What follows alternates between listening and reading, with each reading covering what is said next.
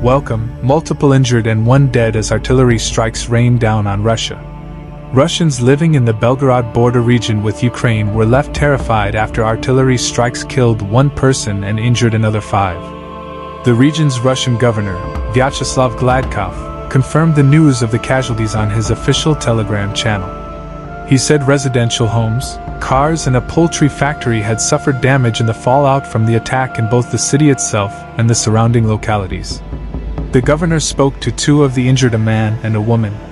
He wrote, "The man's back was cut with shrapnel, and the woman's face was injured." Miraculously, 2 children in this house were not injured. Ukraine braces for invasion of millions of Russian soldiers set to march on Kyiv. Ukraine is calling on NATO allies to provide more weapons as it prepares for Vladimir Putin's second attempt to take Kyiv, with the country's military chiefs preparing for a renewed attack next year. Ukraine is bracing itself for the invasion of millions of Russians as Putin's invasion of their country intensifies. Ukrainian Major General Andriy Kovalchuk revealed that the country is anticipating a potential attack on the city in 2023. He confirmed to Sky News, "We foresee such options, such scenarios. We are preparing for it. We live with the thought that they will attack again. This is our task." Kyiv came under fire in February 2022, when President Vladimir Putin first waged war with neighboring Ukraine.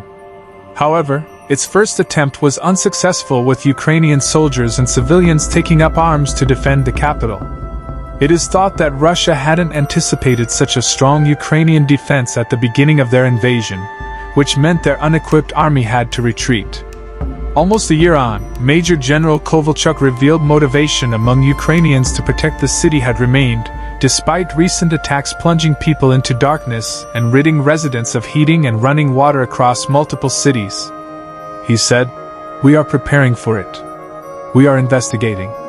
We look at where they accumulate strength and means. We are preparing."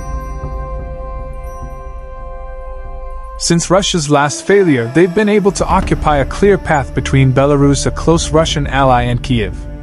It's also thought Russia has significantly bulked up its military to more than 1 million soldiers via conscription of Russian civilians and prisoners, sparking Russian men to leave the country. Russian LTCOM Mikhail Foden announced that they intended to continue the conscription period for 2 years during a TV interview. Foden later denied plans, saying that they had been delayed until after a Russian's transition period in which it aimed to return to a USSR-style state. However, there has been speculation that Russia is waiting until the new year to inform civilians that they will be sent to the front line.